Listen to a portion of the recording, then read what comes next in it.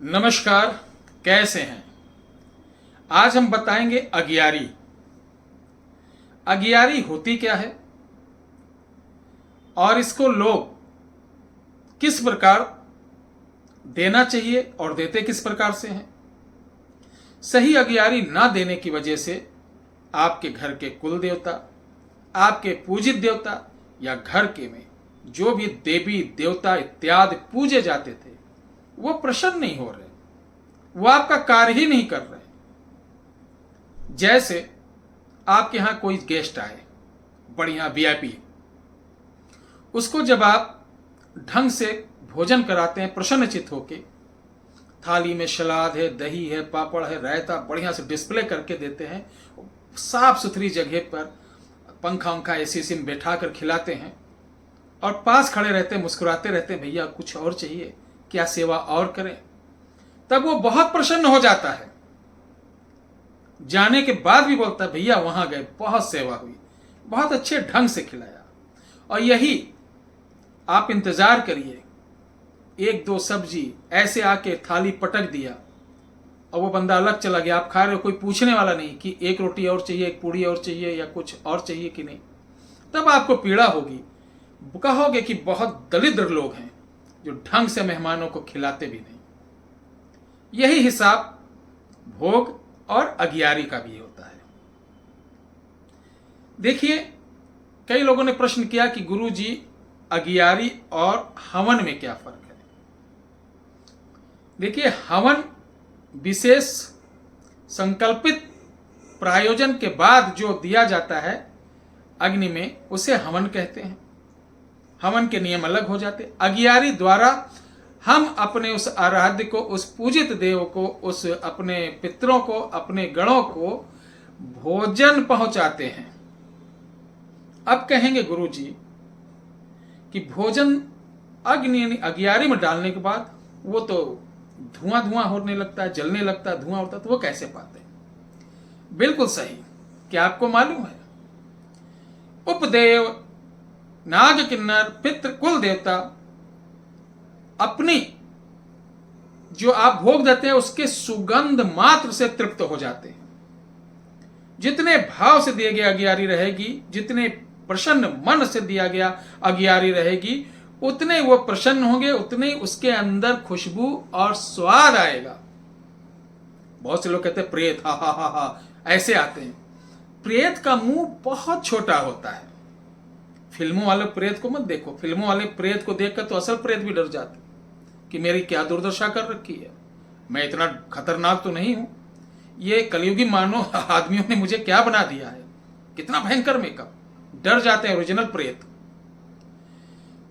जो रियल प्रेत होते हैं वो सिर्फ नाक से बोलते हैं, मुंह खुलता नहीं, इस कारण वो कभी कुछ खा नहीं सकते, ध्यान रखना। वो सिर्फ गंध लेते हैं, स्वाद अंश लेते हैं।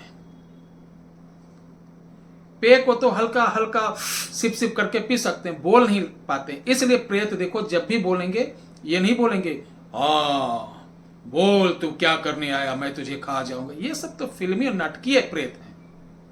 प्रेत हमेशा मिनमिना के बोलेगा, जैसे ओंठ बंद करके कोई बोल रहा हो, नाक से बोल रहा हो, बहुत पतली आवाज, ठीक है, या गुर्राएगा गुर्राएगा, इस तरीके की चीजें हैं। प्रेतों की श्रेणियां होती हैं, ठीक है। तो अगियारी कैसे दी जाती, चलिए हम बताते हैं, ये बहुत जरूरी है। आप कोई पूजा पाठ कर पाए या ना कर पाए, सिर्फ अगियारी देने का नियम जान लें, आधा काम आपके घर के देवी देवता ऐसे कर देंगे बड़े से बड़े संकट को। कुल देवी देवता के लिए आप जानिए कि आपके देवियां हैं अगर, तो शुक्रवार देवता है तो सोमवार को यह नियम बनाइए। सबसे पहले आपके देवता को क्या भोग जाता है, ध्यान रखिए, उनको बनाइए पवित्र होके, किचन को साफ सुथरा करके पवित्रता के साथ वो चीजें बननी चाहिए। नहा धोकर अपने स्थान को जल का छींटा लगा के पोंछा लगाएं। जितने देव हों उनकी अलग अलग एक एक बालिस्ता छोड़कर एक पत्तल रखें, जैसे ये पत्ता है नहीं, पत्ते का ही पत्तल रखें। सबसे पहले उस पर एक पान, 2 लौंग, 2 इलायची सब पर रख दें। उसी के बगल अब गाय के उपले के, ध्यान रखिए कभी भैंस के उपले पर अगियारी नहीं दी जाती है। जिस प्रकार हवन पत्थर पर बैठकर, पत्थर पर नहीं की जाती है, हवन का विधान है, उसी प्रकार अगियारी भैंस के कंडे पर नहीं, उपले पर नहीं दी जाती है, गाय के उपले पर।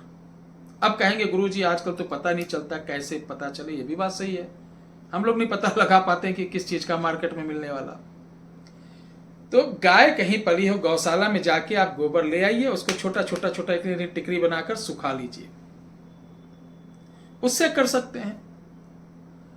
ये गृहस्थ लोग और जो साधु संत के समाज के लोग हैं वो कभी उपले पे नहीं करते हैं, क्योंकि गाय के गोबर को जैसा गिरा वैसे उठा के सुखा लिए, उसे बोलते हैं बिनऊ कंडा, यानी बीना हुआ, सूखा हुआ।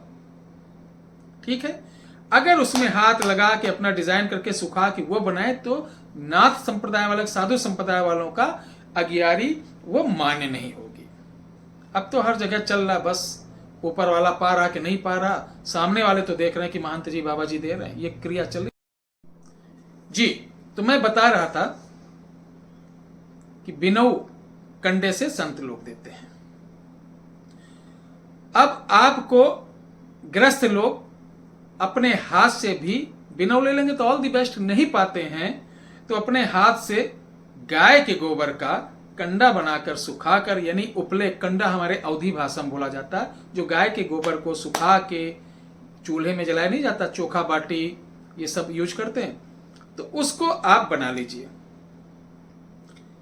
अब पत्तल के किनारे किनारे उसी को जलाकर सब सामने रखकर, जैसे 3 देवता आपके यहां तो 3 लाइन बनाए, उसके अगल बगल एक एक ये रखे। कभी भी अगियारी जो जलाते हैं वो मिट्टी का तेल या प्लास्टिक या कागज से नहीं जलाना चाहिए, कपूर से जलाना चाहिए, थोड़ा सा घी डाल देना चाहिए, गौघृत। आग जब बन जाएगी तब उसको कलछुल से या बड़े चमचे से उठा के 3 जगह रखी जाए, 2 जगह रखा जाए, या एक देवता एक जगह रखा जाए। और आपके यहां जैसे हमारे यहां दिया जाता पंचमेवा, तो पंचमेवे को काट कर धुलकर साफ करके उसमें घी मिलाकर अगियारी इन 3 उंगलियों से उठाकर ऐसे सरका के दी जाती है। ठीक है, प्रणाम कर लीजिए। सबसे पहले अगियारी देने के लिए अग्नि रख दिए, सारा कुछ पूजा पाठ के लिए उनकी भेंट दिए, पूजा आरती होने के बाद अगियारी के लिए आप तैयार हैं, प्रसन्नचित होकर अपना उनका वाहन करिए। ज्ञात अज्ञात हमारे कुल देवी देवता जो भी हो, मैं यथाशक्ति जो बन सक रहा आपका भोग दे रहा हूं, आके ग्रहण करिए और मेरे कुल कुटुंब को धन धान से परिपूर्ण रखिए, समस्त बाधाओं से मुक्त करिए। अगर आपको उचित लगता है कि ये बालक आपकी सेवा कर सकता है तो स्वप्न के माध्यम से, अनियंत्र माध्यम से आके मुझे अपनी पूजा का पूरा विधान बताइए, मैं आपकी सेवा के लिए तैयार हूं। यह बोलने के बाद आप 5 या 7 बार उसमें जैसे हवन देते वैसे अगियारी दीजिए। शुद्ध जल हाथ में लेके अगियारे की चारों तरफ ऐसे जल दिया जाता है, प्रणाम किया जाता है। प्रणाम करने के बाद आप अपने परिवार, अपने कुल के रक्षा के लिए जो भी आपको मांगना हो प्रणाम करिए और बोल लीजिए कि हे हमारे देव, हमारे बाबा दादा काल से जो भी हैं, जिनको मैं जानता हूं नाम, वो भी और नहीं जानता हूं उनको भी मैं दे रहा हूं। जरूरी नहीं कि आपको नहीं मालूम है। बहुत से लोग कहते हैं कि गुरुजी मुझे मालूम नहीं कि मेरे कुल देवता कौन है, मेरे कुल देवी कौन है। देखिए, कुल देवी कुल देवता चक्कर में बहुत सारे लोग गड़बड़ इसलिए चूंकि उनके बाबा दादा उनको बताए नहीं। अब हमसे पूछ रहे हो, हर राज्य का अलग अलग होता है। जैसे राजस्थान में अलग है, उत्तर प्रदेश में अलग चल रहा है, बिहार में अलग चल रहा है।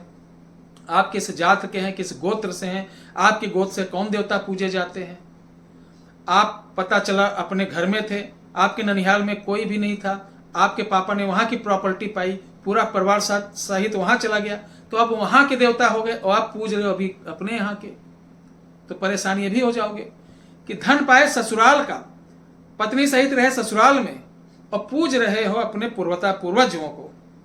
तो इस ससुराल के रहने वाले जिनकी प्रॉपर्टी आपको मिला, यहाँ के कुल देवता पितृ देवता आपको हमेशा परेशान रखेंगे। इसीलिए देखिए, जो बहुत से लोग प्रॉपर्टी पा जाते हैं अपने रिश्तेदारों की, जिसे गोद ले लेते हैं या जिनका कोई ने उनको ले लिया जाता है, तो वो उस कुल के देवी देवताओं की पूजा ना करके वो अपने कुल के देवी देवताओं की पूजन करते हैं। इसीलिए वो परेशान रहते हैं। फिर तांत्रिकों के पास जाते हैं, फिर वो बताते हैं तुम्हारे यहाँ बेटा कोई बहुत दिन पहले अकाल मृत्यु हुई थी, तुम्हारे घर से थोड़ी ही दूर पे तुम्हारा शत्रु रहता है जो तुम्हें देखना नहीं चाह रहा है, दिन रात तुम्हारे पीछे पड़ा रहता है, सोचते बहुत काम बहुत कम होता है, दिल के बड़े अच्छे हो लेकिन लोग तुम्हारे साथ बुरा करते हैं। यही 10-5 जैसे जमूरे लोग बोलते हैं, वही बताएंगे। और फिर आप कहोगे बाबा इसका उपचार क्या?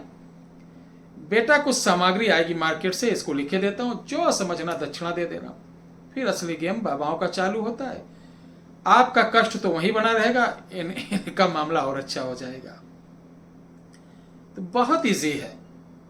सबसे पहले आप देखिए, अगर आपका परिवार कहीं से आया है तो उस कुल के अन्य लोगों से संपर्क करिए, या वहां के जो पंडे होते हैं वो आपके कुल का पूरा सिजरा रखते हैं, लेखा जोखा रखते हैं, वो सर्व बताएंगे कि आप कहाँ के हो क्या हो। फिर भी नहीं पता चल रहा, छोड़ो मैं बताता हूं।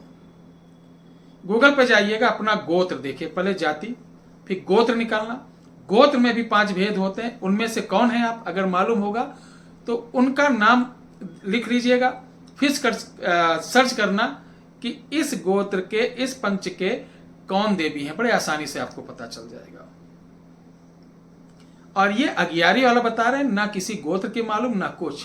इसको लगातार 5 शुक्रवार 5 सोमवार करोगे, खुद आपको पता चल जाएगा कि मैं कौन हूं, कब से हूं आपके यहां, मुझे कैसे पूजा दो, कैसे आपके घर की तरक्की होगी, आपके साथ क्या होने वाला है, आगे क्या होगा, दूसरों के साथ क्या होने वाला, सब बताएंगे। विश्वास तो करो मेरे भैया। लेकिन आप लोग तो पर्चा वाले बाबाओं के चक्कर में पड़ गए हो, सिर्फ पर्चा के ऊपर खुश हो कि पर्चा बन जाए।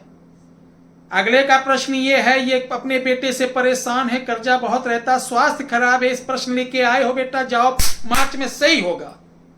10 लोग ताली बजा दिए, बोलो सरकार की जय।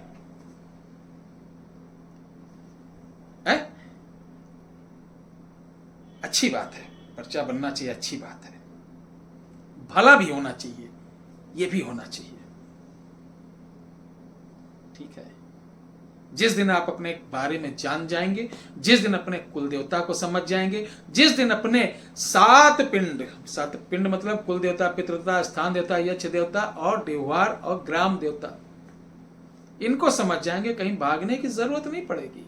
और सोचो कि बगैर हम कोई काम धाम किए हम रोग से मुक्त हो जाएं और हमारे पास बहुत सारी सुविधाएं हो जाएं, तो दुनिया का कोई बाबा नहीं है जो किसी को सही कर दे। आपको अपनी लड़ाई खुद लड़नी होगी, चलना होगा। सफर लंबा है, थोड़ा मेहनत कर लो मेरे भाई, मंजिल आपको मिल जाएगी, ये वादा है। बहुत बहुत धन्यवाद।